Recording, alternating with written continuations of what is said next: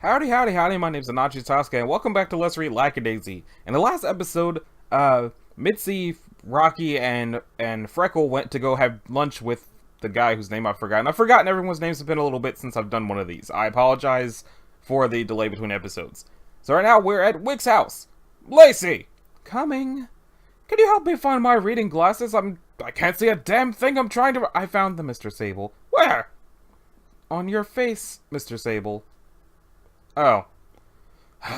Why does blasting giant holes in the earth require so much paperwork? No rest for the wicked, I suppose. Apparently not. I got in very, very late last night, but the old grindstone is unsympathetic. Have to have this new financial prospectus song and dance routine ready to perform for the shareholders before the start of next week, or the start of the week. So, thanks for being here on what's traditionally a day off for the not-so-wicked. Here's your coffee. Try to savor this one. I do have other work to do. And I'm not bringing you any more if I catch you pouring giggle water in it. I would never let you catch me. Were you expecting someone? There wasn't anything in the schedule book. And you look you look a mess.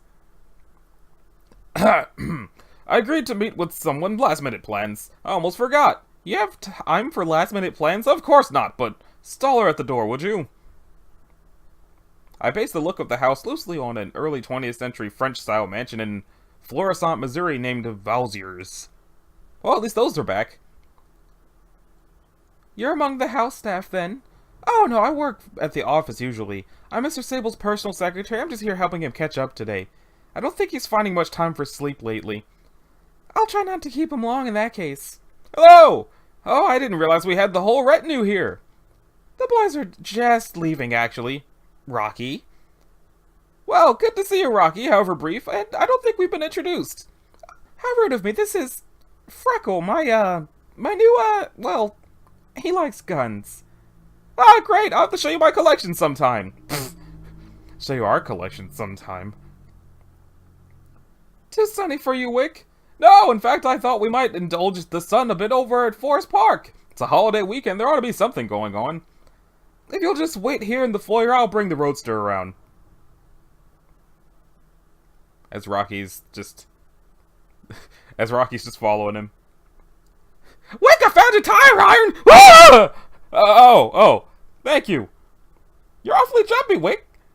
I drink a lot of coffee. Is there something I can help you with, Rocky? I just like how he screamed so hard his sunglasses flew off. Oh no, I'm here to help you, Wick. You seem like a well-intentioned sort. Last night's white night, right? So I thought it'd only be right to warn you. You're wandering in the deadly territory. Mitzi's a dangerous lady, Wick. I have it from a good source that she's a bear trap. What? Yeah, in a bunny box, see? No, what does that mean? Maybe you should ask her husband, Wick. Wait, you can't. He's dead! Was that QED? QED. Are you trying to sell me on those old nonsensical rumors that she killed her husband? I've known her a while, Rocky. Whether out of class or kindness, she wouldn't harm a fly. Well, she wouldn't have to, not directly. Not when she's got certain faithful operatives at her disposal. What are you insinuating? What, you mean you? Oh, right, you're, quite the joker, Rocky. Well, I best be off, Wick. Time to go risk my neck procuring some quality intoxicants for you to drown in. See you again! Have fun, old sport! And now he's nervous. This page might seem familiar to those of you who've read through the old preview comics in the gallery. Back when Lackadaisy was still in development and I was still trying to settle on a page layout, I did an experimental version of this discussion between Rocky and Wick. My, how the art style has changed, hopefully for the better. You can see the old balderdash here. Oh, let's go check out the old balderdash. Interesting. You know, Wick, some people would say you're gambling with your life palling around with a gal like Mitzi. What are you talking about? Those ridiculous rumors about what happened to her husband? You're not going to scare me away that easily, Rocky. I've known Mitzi a long time. She wouldn't have killed Atlas directly. I mean, she's probably the type who'd hire someone else to, that is, if she, Oh, that's rich. You're a funny guy, Rocky. You almost had me. Now, if you gentlemen will excuse me, I think I'm going to go up front and tip a few while I wait on Miss M. I thought that was my sincere smile. Wasn't this my sincere smile? I don't think it was your sincere smile.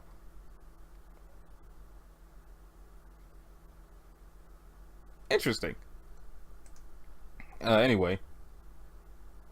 Moving on. I never really thought about the fact that they have tails. I mean, obviously Rocky has a tail, but I just did not think about anyone else's at all. Let's talk business, Wick. I've realized my approach last night was all wrong. It's not a matter of capital. I have an ideal ally in you. You specifically. You've been loyal above and beyond. You know, all the muckety mucks in this city has to offer, and you're an old pro at pulling a business up by the bootstraps. Slide over, honey. I'm not old. Well, just old enough to look distinguished. I like your face. Did I forget to mention that one? Not quite a Barrymore, but close enough. What I'm getting at, Wick, is that I'd like you to be my business partner. 40%. Why so quiet? You lose interest overnight? No, I apologize. It's just that it's a lot to consider and I'm a little tired. Aw. Not hitting on all sixes today, I'm afraid. Poor bunny. What? What bunny? Like, in a box? I mean, what kind of bunny do you take me for, madam? The building in the background is the St. Louis Art Museum at Forest Park, originally built for the 1904 World's Fair. Oh, that's cool. What? What do you mean? I have no idea. That's what Rocky said when he insinuated that you hired him to murder your husband? It's terribly uncouth of me to broach the subject, but either I've stumbled my way into some elaborate joke, or... He told you that? Well, he mostly just made faces at me, but he managed to imply as much. Oh, damn. Now I'm gonna have to hire someone to murder Rocky. I'm kidding, Wick. That was a joke. I'd never do a thing like that. Not when I could just wring his skinny neck with my own bare hands. No, I'm kidding. He'd do it himself if I asked him nicely. No, really, I'm joking, except he really would. Oh, Wick, it's breaking my heart. You look so dismayed. You must think I'm a monster.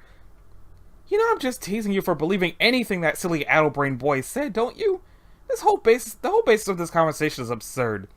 Rocky's name is definitely not on my murderers for hire roster. You stopped rowing. Lackadaisy drollery. So all the talk of conspired homicide, hired guns, and you is indeed as fictional as it sounds? Of course, I loved Atlas. Why allow the air of mystery to linger about what happened then? The speculation echoing from the peanut gallery clearly hasn't helped your cause. Not in the least. I just don't like to discuss it. It wasn't so long ago, you know? I suppose I could tell you about it someday if you really... You don't owe me that. I'm sorry to have even mentioned it. Duly ashamed to boot. What do you say we cut our losses for day and head back? I've got a lot of work to attend to anyway, and I left my poor secretary stranded at the house. What's this? Some sort of newfangled photomagig? Or photomajig? It's a photomaton.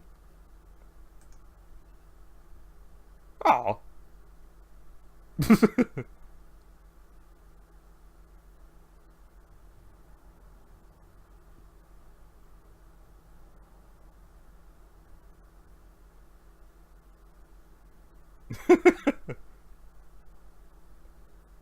This is adorable. Can we get back to that business we were talking about? Actually, I was thinking of running away screaming. That was ruthless. And certainly didn't leave me in any advantageous negotiating position. Still, I hate to disrupt our audience like that. Photomatons documenting jackassery since 1926. Unfortunately, they didn't have curtains on them back then, and if my research is not mistaken, attendants would even stand by and suggest poses for the subjects. I should note that the photo dimensions are not accurate, however, as a matter of artistic license I fudged them. I should probably also be fined for gratuitous use of photo booth, but I'll attempt to excuse myself on the basis that photographs are a running theme here. Something about the fact that picture taking was becoming a much less formal affair in the 1920s delights me. With the popularization of things like the photo booth and brownie camera, I wonder what the brownie camera is, private photography was no longer relegated to a dour-faced portraiture and memento mori. one so easily been confused for the other at a glance. Life seems suddenly more acutely present in picture relics of that era. Oh, just when I thought I had fixed everything, little Lord Fauntleroy reappears. Miss M won't need me with him around. I'll be just as superfluous as I am in the band. What do I do when I get the bums rush again, Freckle? Live with the hobos? I know it sounds like fun, but in the end they just shivvy and take your stuff. Oh, why couldn't you just take my empty threats more seriously? I was lying, not joking. It wasn't a joke. My approach was just too subtle. That's my problem, Freckle. I'm too subtle. Why are we here? An academia? I need to collect my wee little walking shield before we venture into Victor's lair. Our tiny scholar ought to be around here somewhere. I think I failed my final French exam. My dad wants me home for supper, or for the summer, but I made sure I'm failing English composition so I can stay here to take a makeup course. Isn't that your last boyfriend over there? He's looking worse for the wear. Oh, Chad, you're back! Hi, Chad, how's your leg? And arms, and other leg. Chad?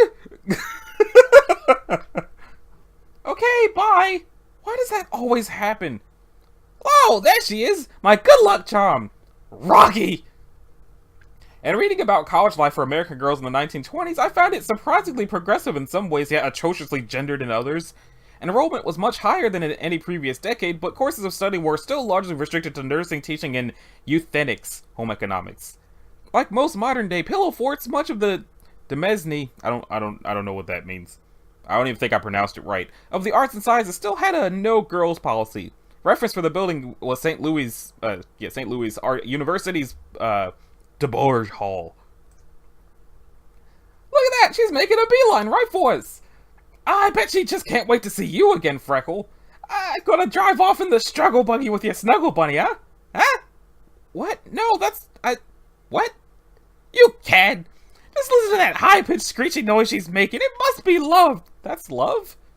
Or dyspepsia, or... No, whatever I did, it wasn't me! Guess what happened last night was all your fault! Only mostly. You almost destroyed everything, and you ruined my date, and Victor's all full of holes! Yes, Victor, out! I was just on my way to see him. I need you to come with me so he doesn't trounce me. You're my guardian angel! Oh, I don't think you need to worry. I visited him this morning before I had to be here for practice. He's pretty listless. But I left the radio tuned to something cheerful for him, and got him some reading material.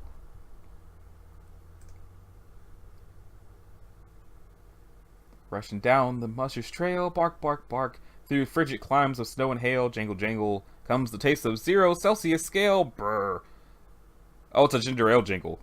Is that actually a ginger ale thing? Snowpeck's frosty pale ginger ale. I'm curious to see if that's really a thing. It's not that important. Yes, sir, Eskimo flavor just the way the boys here at the Billy McGillicuddy Big Banjo Orchestra Variety Hour like it. Isn't that right, boys? You betcha! Strum-a-lum-a-dum, tiddle-diddle-dum-dum-trum. Say, where'd you find a bando that big anyway? There it go. Creak, stomp, knock, stock, cloop, doop, doop, doop. The radio programming is a rather thinly veiled allusion to the Click-Cot Club Eskimos, who graced the very early NBC radio of the 1920s and 30s. I like Harry Reeser's music personally, but it seemed like just the sort of thing Victor be inclined to smash on the floor.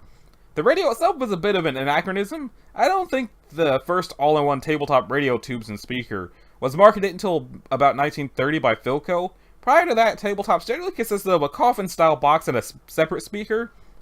I always found the classic cathedral-style radios appealing, however, and I wanted to draw one. Ow. My conscience may compel me to replace it with something a little more accurate when it comes time to print a Volume 2 book, though. Oh, am I already in Volume 2? Huh. Is that book out yet? I'll have to check. Okay, which one of them is talking? Both of them. Hey, Victor! I'm back from practice, and I did tell you the semester's almost over, but I worked it out so I can stay in St. Louis all summer! And I brought some things from my dorm for you to...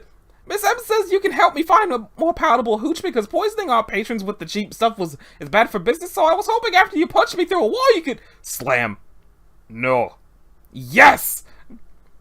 You will read these magazines and you will like them! Oh. And so help me, you'll learn to enjoy the banjo hour. There's not gonna be any moping, Victor. There just isn't. Also, be Freckle, or Calvin, or something. I decided we're dating. I think I left my hat in the car. I should go be with my hat in the car. You mean the struggle buggy? Wink, wink, wink, wink, wink. That face. Oh my god. Meanwhile, that eye.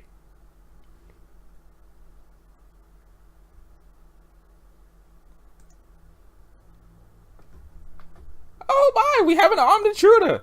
Or we have an intruder, an armed one. Who might you be? A host? An enforcer? I don't know what she's saying. Someone sent you to deliver a message. You here to bust our kneecaps? Oh, that's just the upstairs neighbor. The neighbor upstairs. Is there something you need, Miss Bobka? I don't know what she's saying. Voda Viteskaz Rurok. Yeah, I'm not sure if I should even try to say these things. Okay. My sink! Yeah, okay, I will look at it. He's a little under the weather, Miss Bobka. I don't think he can help you right now. Oh! Oh! Prince Amtendiako Jajin, oh. Hey, Handyman McMurray, you want to run upstairs and help the young lady out? I'll go too! And you! I don't know what you're thinking trying to get up now. You know you can't do anything, you're falling apart at the seams. Just stay here, I'll be back later. That's rough. Well, I guess it's just you and me, Victor. Your beloved protege is in need of your advice again. That is, I'm hoping you can point me in the direction of some superior spiritus frumenti. You know, the ambitious stuff you and your scary spectacle friend knew how to get back in the day. Victor, no. I knew it. I should have brought flowers, a upside down apology cake or something. What's the traditional way to sorry for that hole in your chest? Pie? I bet it's pie. That seems right. Everyone likes pie. Everyone but the Bolsheviks. Feel free to share if anything comes to mind. A tip or a hint. Victor? Vinegar? Victor, is anyone in there? Walk! You're dangerous. You're ironic. No good helping you. No? Okay, it's a gamble, I'll admit. But there's a little bit to be lost from where I sit. Unless you're anxious to see our Lackadaisy pass into memory so you can sooner consign yourself to the, gallery of Paisley and regret. Don't get me wrong, it has its charms, but... in defiance. Defiance, that's the spirit! In defiance of what exactly? In Defiance, Missouri. Defiance here also refers to a town in Missouri. Also, as it turns out, Bolsheviks do like pie. I think I found your problem. There's something trapped, there's something jammed into the trap. And there's something I'm curious to know, now that I finally have you alone for a moment. Sort of. Apravilicito? Is it true you ice those moonshiners who stormed in and caused all the ruckus last night? I can't breathe under here! Because I'm having trouble picturing it. Oh. There were laws prohibiting the stuffing of food products down one's drain before the advent of the garbage disposal unit. Apparently even Miss Bobka is a hardened criminal. So, if it bothered you so much, what are you doing gadding about with your dingbat cousin again today? Well, he died a little while ago, and then I felt bad, and then he came back, and I needed a job. No. No? No, you're trying to sell me the garbled and abridged version. I've seen plenty of you hoods come and go. No one ever does this just because they needed a job. Clearly you could make a living crawling around in old ladies' cabinets getting paid in sandwiches. Where did that sandwich come from? What dark secret led you to this life of crime instead? I like sandwiches better than peanuts. What? It's a pretty lousy excuse for a dark secret. It was more of a joke than a secret.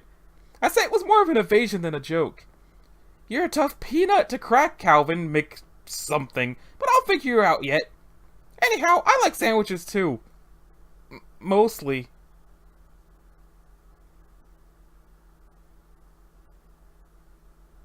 Ah, no! Oh god, she gave them the... That's great. Something my Non-generian grandmother might do. The combination of good intentions and no short-term memory sometimes yields interesting results. Her face, though.